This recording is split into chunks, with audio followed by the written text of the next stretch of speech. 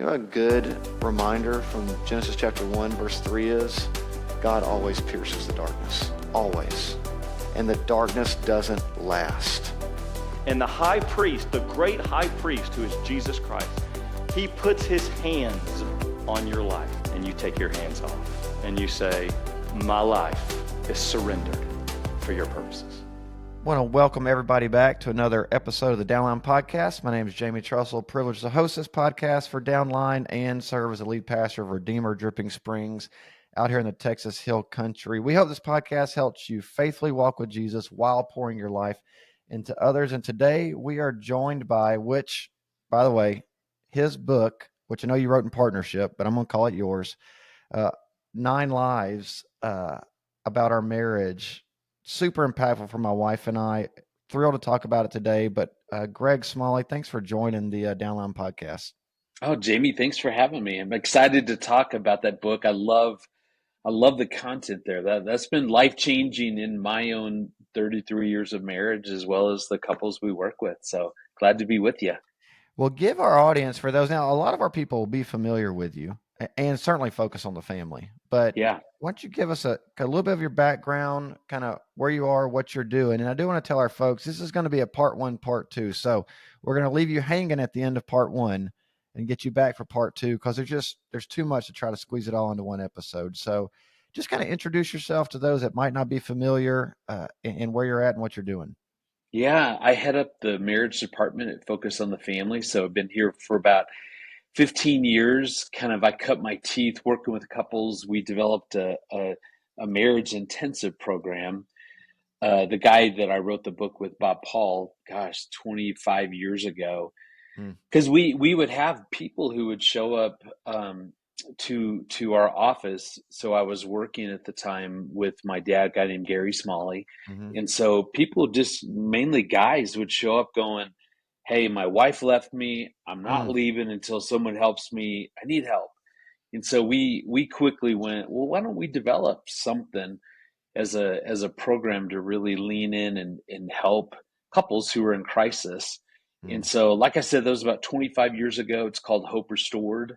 And that's really over all these years, just working. I think we've had 15,000 couples go through, about an 80% success rate. So it's awesome to see what God's been doing through that.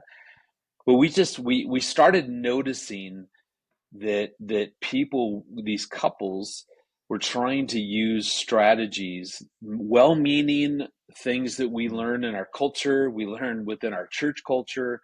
These strategies they were trying to make work that never could possibly work. And it was such a setup for failure. And we just started to note these, and then at some point realize, there seems to be about 9 that really seem to cause couples so much trouble. And again, these are couples who would say, I love you, I'm committed to you. Yeah. We're just stuck. We've been trying to make this thing work. What's wrong? What's wrong with him, with her, with me, with us? And really we were like, it's really, you've bought into a strategy you think should work, and it will never work. Well, and you mentioned Hope Restored. And before we actually jump into this content, I'd like you to say more about that, because there's one we talked before we started recording. The one in Texas is 20 minutes from my house. Yeah. I've seen the property. It is beautiful, unbelievable accommodations out there. Y'all are top-notch, first-rate organization. But talk a little bit more, because I've recommended that several times. And there's a point where I feel like, I loved you mentioned the word stuck. Even pastorally, I go, I've got nothing else to offer, but here's this program. It's been highly, highly successful. Can't recommend it enough. Would you just maybe give us like a 2-minute infomercial on what Hope Restored is? Yeah. Really, what it is, it's the hallmark kind of program is a 4-day intensive with 5 couples. So we do this all as a group. And the moment I say that, someone's like, "Oh, I can't imagine worse." I'm out. Yeah, Right. yeah. I tell you though, having led so many of those, it's amazing to see how God. We don't ever go, oh, this issue, let's put them together in a group. it's just first come, first serve. But I tell you what, God is so faithful and it seems like so many of the groups that they're all dealing with the same stuff. Mm. And so 4 days led by, we have some of the best marriage therapists on the planet. Mm. So these are specialists. This is the special forces of marriage work. And they just know what they're doing. Yeah. And it's incredible to watch what can happen within 4 days when you're out and away from all the junk that you've Mm. got surrounding you, to where you're really able to be at a place where God is present. The hospitality, like you said, is top notch. The the rooms are amazing. The food is incredible. So you feel safe. You're being well taken care of, so that you can relax and lean in and go, God, let's go. Like, where do you want me to go? Yeah. Knowing that the therapists, I mean, this is what we've done for, you know, 20 plus years. And so we know how to help couples, and not every single couple will walk away going, that's it, my marriage is Mm-hmm. saved. But like I said, I mean, 80% of those couples 2 years later report that they're still together, and that Yeah. they've made all these great changes. So it's just, we've learned over the years, Sure. as a, how do we help couples kind of move within that time? Now, if you hate the idea of a group, we do have one-on-one private intensives as well. So That's right. there's something for That's truly right. everybody, and we've heard it all by now, and we understand how to help you drive to what is really going on below the waterline.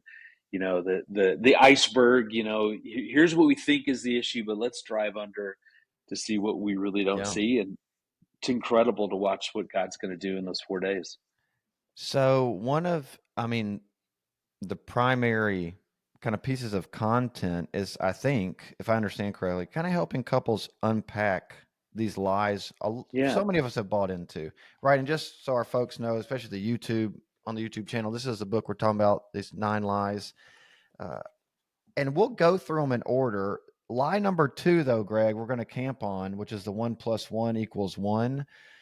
Because you mentioned earlier, even taught in churches, and I don't even remember all the couples' names of weddings I've done, like shameful pastor confession time, right? Right. But that idea of like 1 + 1 = 1 is pretty prevalent, and it's out there, and I'd love to talk more about that. But let's go here things. So just so y'all know, these are lies that we commonly buy into because they sound true, they sound good, they sound right. But Greg, I want you to help us understand how these actually hurt us Yeah. in our marriage. So here's the first one. And they lived happily ever after. And so goes every like 22-year-old couple that's ever gotten married, right? Right. Because our culture preaches that marriage is really about happiness. Mm. Like Aaron and I last night, we're watching a documentary. We love those true crime documentaries. So we're sitting there watching it, and I Oh hear my this word. And hey, every. can Shanna come watch those with y'all? Because I'm sitting here going, I just don't want to watch another husband that killed his wife and got away Yeah, with it. that's true. Yeah. Probably based on what we do, there's probably some cathartic reasons of why we would like to see that. But I heard it again last night. So a guy, either he and his wife in bed, he rolls over and he just tells her, "I'm just not happy. This Mm. marriage isn't fulfilling. I'm not happy." We hear every parent. It drives me crazy. It's the biggest pet peeve I have.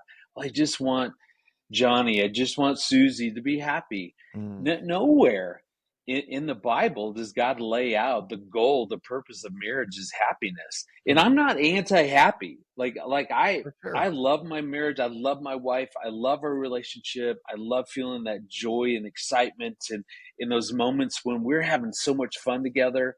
But that's not the goal, because the problem is, if you think that, well, the measure of the success in our marriage is, am I happy, am you happy, then what if you're not? Mm. And happiness is a terrible measurement because it's fleeting, it comes and goes. Aaron and I will go from having a mountaintop experience, we're out teaching a marriage seminar, we're on the stage together, we're just ministering together, man, the happiness that I'm Mm. feeling in that moment. And then we'll get into an argument, and then some gets sideways. Yeah. And then Yeah. this morning, Aaron and I dealt with an issue. There was no happiness there. There was Mm. frustration. There was misunderstandings. There was selfishness on my part, I'm sure. Mm. And so the point is that is that really what it's about? And I would say no. I love, my favorite analogy of marriage is it's a journey. So we live here in Colorado. So Colorado Springs, we're staring at Pikes Peak, this beautiful 14,000 foot Yep. mountain. And so we in the summertime, we're always in the mountains, fishing, hiking. Mm. But what I love about that is that marriage is this beautiful journey. It's like going on that hike. It's full of the highs and the lows. We're going to have these mountaintop experiences and the views and in the fun that we're having, and we're going to have the lows. We're going to have the hard times. We're going to Mm. get into conflict. Things will happen to us. Someone will lose a job, a death of a child. I mean, whatever it is. Like marriage, that's the beauty of it. It's the greatest adventure that we will ever have. But if you've ever hiked to the top of a 14,000 foot peak or know what that looks like, there's no growth there. There's just a bunch of rocks, because Oh yeah. growth doesn't happen at the top. It happens in the And that's a good valleys. analogy.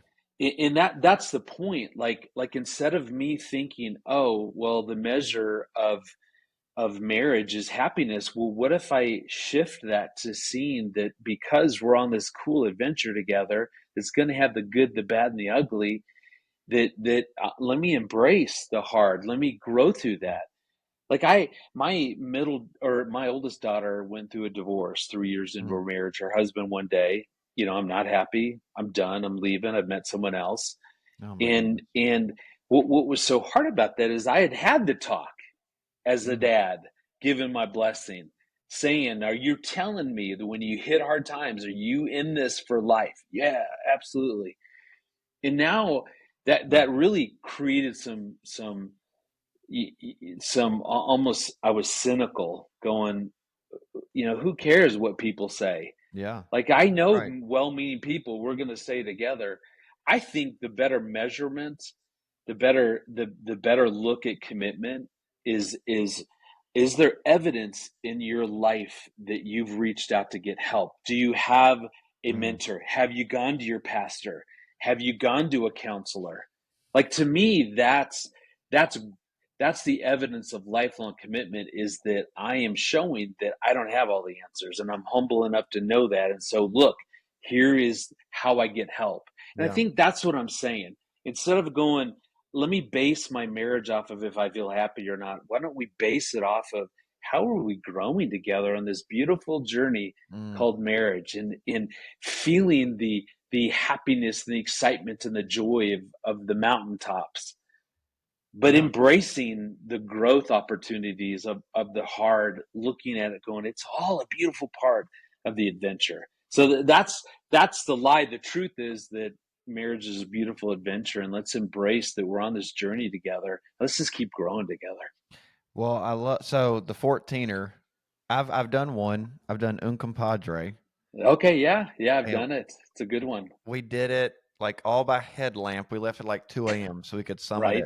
it at sunrise. Yep. And man, we got to the top of that deal, and I looked out and saw lightning striking everywhere, headed our direction. And I'm going, I'm out. I'm out. I got See? down as fast as I could. And that's marriage. We will have lightning strikes as Mm. we're in the midst of enjoying what I've been a compadre in. The view is incredible. The hike, Incredible. man, when you're going next to the The stream and you're stream. Oh yeah. all of it. But you see what I'm saying? That's the beauty of the adventure of marriage. And so during the hard times, as long as I'm embracing growth, saying let's grow as individuals and as a couple, and that's a beautiful part of the whole experience, not just the happy fun times when you're staring at the gorgeous views. It's Well, part of it, and let's have fun with that. but that's not it. But what would you say to someone that says, "Okay, Greg, I get it. I would be in for that. That sounds great, but the whole thing feels like a valley. Like I don't get any mountain views. So what am I supposed to do with that?" What would you say to someone that's probably maybe that's their perspective? Yeah, I would say I get it. And I've been in those hard seasons. I've been where it feels overwhelming because we're dealing with conflict or whatever's creating that. In a part of it is one recognizing God's truth. He promises us throughout the scriptures that Mm, when we go through hard times, that He's going to give us something. mm, And so a part of the of embracing the journey is treasure hunting, is going, okay, God, how are you blessing me and us through what feels so overwhelmingly difficult? But I'm going to trust you. And then treasure hunting means you have to be proactive. I've got to look for it. okay. It's recognizing when we go through these overwhelmingly hard seasons, it's easy for our brains to develop negative beliefs, and that's all we then see. Mm, Versus going, okay, God, how are you growing me as a husband? How are you growing us as a couple? Within there, Lord, what are those blessings? mm, What what what are the moments that we do have? Someone carries their dish into the sink, mhm. and Yeah. you notice it to go, thank you for doing that. Like it's just there are moments to where we have to really be proactive to go, okay, what is really going on here? Because we have an enemy, the evil Mm, one, who wants us to only see it. The lie is that it's all bad and it's okay. all hard. God's doing nothing, they're Mm, doing nothing, you're not growing. So I think part of it is it's not Pollyanna-ish. I'm not preaching like, well, no, yeah. we're all. It's embracing the possibility that both are actually true. That I'm in a horrible Mhm. season, and man, I've got a God who's in our corner, who's growing me, growing us. Things like I got to look for that and find that. I love So that treasure it's being hunting. willing to do both. That Yeah. treasure hunting's a great line. That's really helpful. Okay, what do you mean, love line number two? Why is 1 plus 1? Why does that not equal one?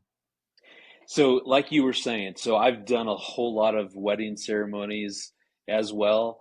And you think of the unity candle as a perfect example, is that we'll have the two candles, one represents him, one represents her, and that's beautiful and that's great. Then we have a Yeah. third candle. Some it represents God, I get that, but for most it represents the marriage. So you take the two individual candles, light the marriage candle, and Mm. then inevitably, so here's my problem with it. But What then you always blow the happens, individual ones out. You blow right, those out.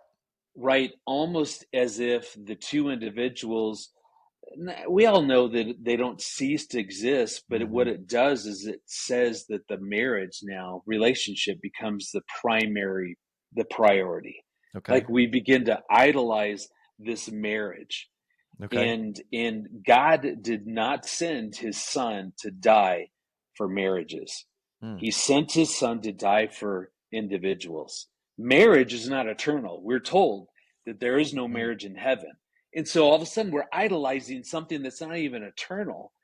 We're Mm. ignoring the individual. So the lie is that almost that the two individuals again cease to exist, but aren't well cared for. And so because our efforts and our priorities and our focus is on the marriage, and we always say within a marriage there are three things. So this is the 1 plus 1 equals 3. It's Mhm. there's me and my journey in this life with the Lord. There's my wife Erin with her individual journey in this life and with the Lord. And then we have this marriage Mhm. journey together. All three have to matter. All three have to be well cared for, because often, Jamie, what we see so often is that people ignore the individuals, so they get empty, worn out, and Mm. exhausted. Yeah. And the fact is, you can't give what you don't have. And so, if I'm prioritizing the marriage, I'm focused on the marriage, ignoring the individuals. It just it that formula is a disaster. So that's two negatives in math equal positive. Two negative, worn out, Mm. empty individuals do not create anything positive. That will not translate into a healthy marriage. And so that probably, of all the things we see at the intensive, is probably, I would say, the number one um, unifying issue that every couple brings in, is that the individuals have been so poorly cared for, and that you just can't make a marriage work. And so a lot of the intensive is really retraining, teaching how to be well cared for, full, whole, and healthy as an individual. The marriage will only be as healthy as the two individuals.